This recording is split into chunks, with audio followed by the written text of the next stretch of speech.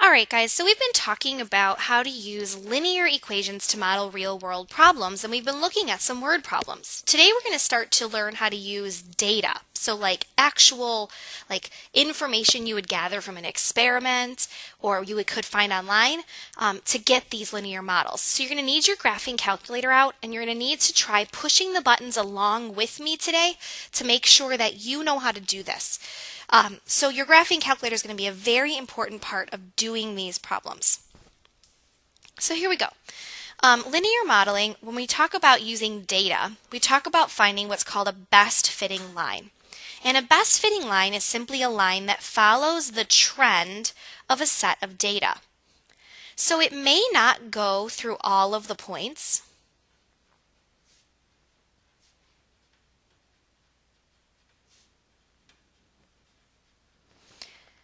But it does follow the pattern or sort of the trend of the data to allow you to make some predictions.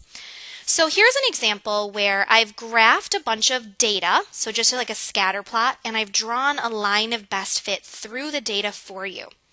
Your job is going to be to identify the slope and the y-intercept of the line of best fit.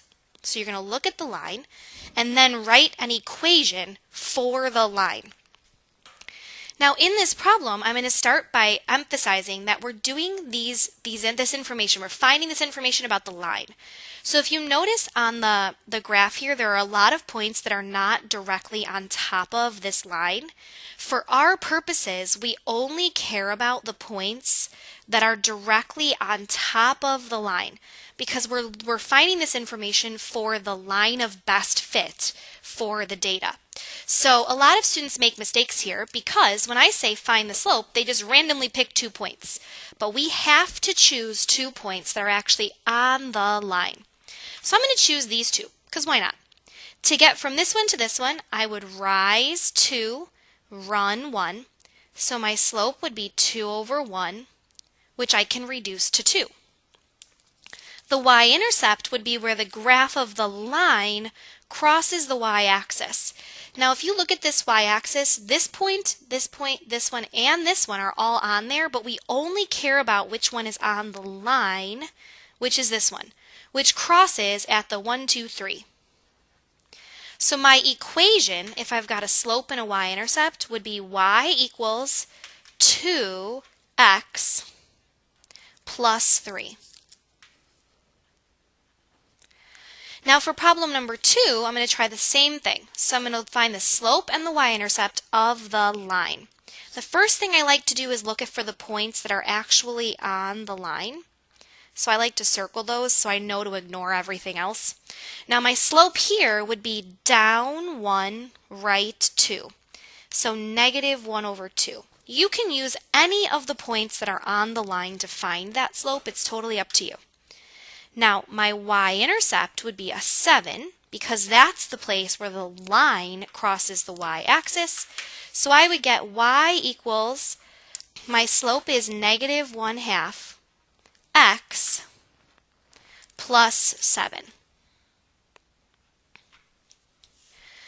All right, now, how do we do this if I don't already give you the graph? It turns out your calculator can use a list of data, x and y pairs, and find the line of best fit for you. So we should have in class already activated our diagnostic stats, which is great.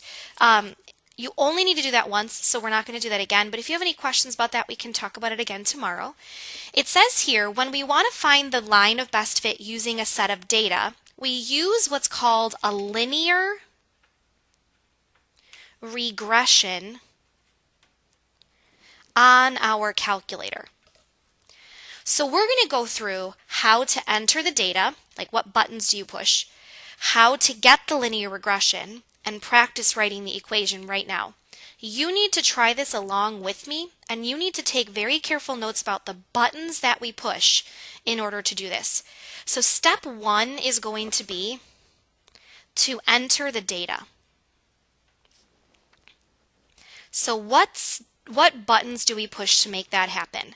The first button you're going to push is the stat button, which is right here, kind of right below the delete button. It's right by the arrows. I'm going to kind of scoot this over so hopefully you can see. It's right here. It says the word stat on it. So you're going to push stat. Now under stat there are 3 menus. You're going to choose option 1 from the first menu, which is edit. And you're going to hit enter. In edit, you should see lists. That's what the L's stand for. So we've got list 1, list 2, list 3. Your X values go in list 1. And your Y values go in list 2. So here's what I'm going to show you, like sort of how to type this in. So the first thing I'm going to do is type in all my X's from this table into this column. So I'm going to type in 0 and then hit enter. You have to hit enter every time to make a new line. 2, enter, 4, enter, 6, enter, 8, enter. So they're all in a row in list number 1. Then I'm going to use the arrow to slide over. I just hit the right arrow. And I'm going to hit 12, enter, 15, enter, 19, enter, 21, enter, 25, enter. I'm just going to type those in to list number 2. Now, after you've got all the data typed in, you actually have to calculate your line.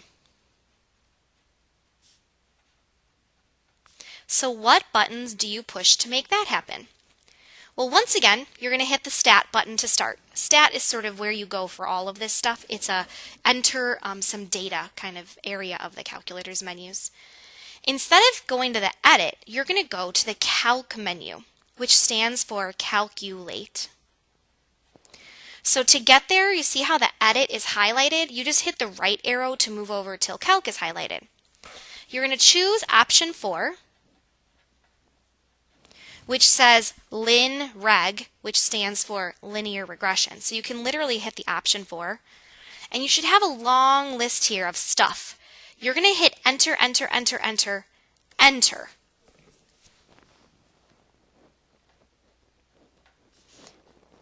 Until the calculator does something, so a bunch of times. When you hit enter a bunch of times, eventually this will pop up. So you can kind of see that, take a note of the buttons. After you hit enter a bunch of times, this should be on your screen. It says y equals ax plus b, which is basically, instead of using an mx plus b, the calculator always uses letter a. So y equals ax plus b. And then it tells me a is 1.6 and b is 12. This other stuff down here, we don't need for now. We're just going to need the a and the b. So let's talk about how to write the equation. Step number 3 is going to be to actually write the equation.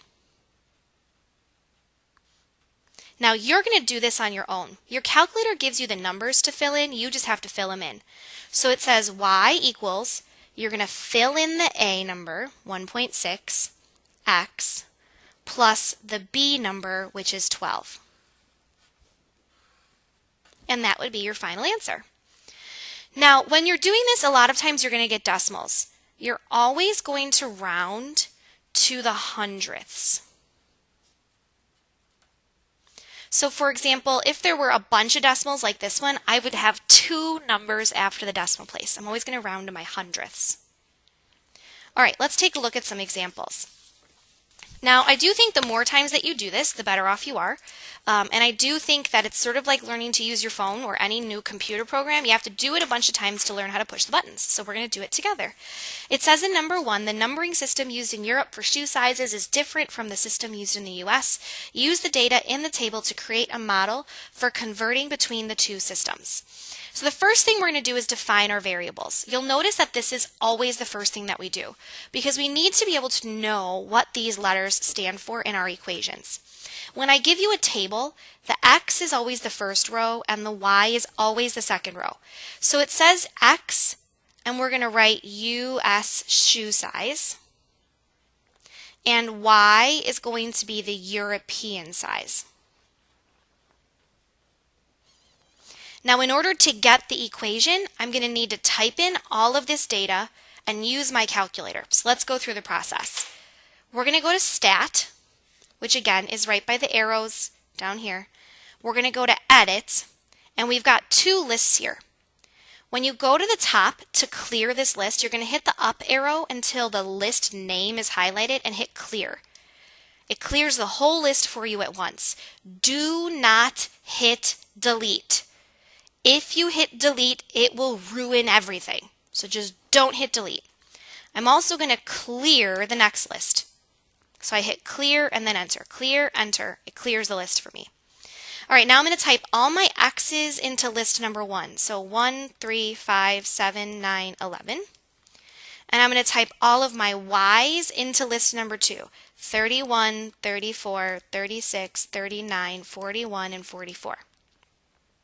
Now that I've got all my data typed in, I'm going to go to Stat, Calculate, Option 4, Enter, Enter, Enter, Enter, Enter. Keep hitting Enter. And I'm going to have Y equals, now it says here A is 1.271428571, which is crazy. We're just going to round to the nearest hundredths, which is like here.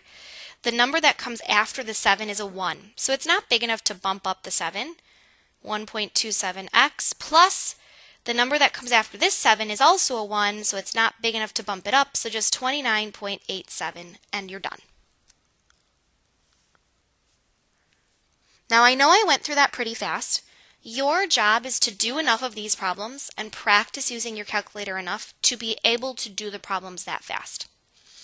All right, let's take a look at problem 2. A woman is considering buying a used car. She researches prices for various years of the same model and records the data in the table. So we're going to first define our variables. So X and Y.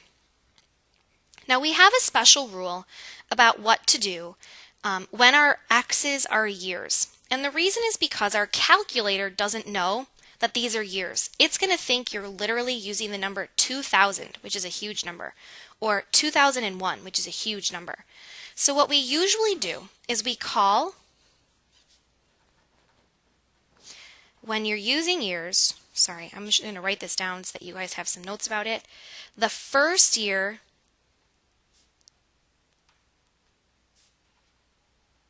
equals 0. So we're going to call 2000 0. Now 2001 is 1 year later, so we would call it 1. 2002 would be 2. 2003 would be 3, and 2004 would be 4, because it is that many years after the year 2000. When we define our variables, we would say X is the model year after 2000. So if I end up with X being 7, that would actually be 2007. Y is going to be your prices. Now we're going to type in our data. So we're going to go to Stat, Edit. Again, to clear, I go up until the name of the list is highlighted. I hit Clear, and I hit Enter. And it clears the whole thing. Clear, Enter. Do not hit Delete because it will ruin everything. All right, now I'm going to go to my list 1, and instead of typing in 2000, 2001, 2002, 2003, 2004, I'm going to type in 0, 1, 2, 3, 4, because we decided to use smaller numbers to make our life easier. For Y, I'm going to type in 5784, 6810, 8237, 9660, 10984. Okay. All right, now I'm going to go to Stat, Calculate, Option 4, Enter, Enter, Enter, Enter, Enter. And I've got a bunch of numbers here. So I'm going to write Y equals, my A is 1325 times X, plus my B is 5645. Okay. So that's sort of how you use your calculator. We're going to practice this a lot tomorrow. So if you have any questions, please let me know tomorrow in class. Thank you so much for watching. I appreciate your attention and have a great afternoon.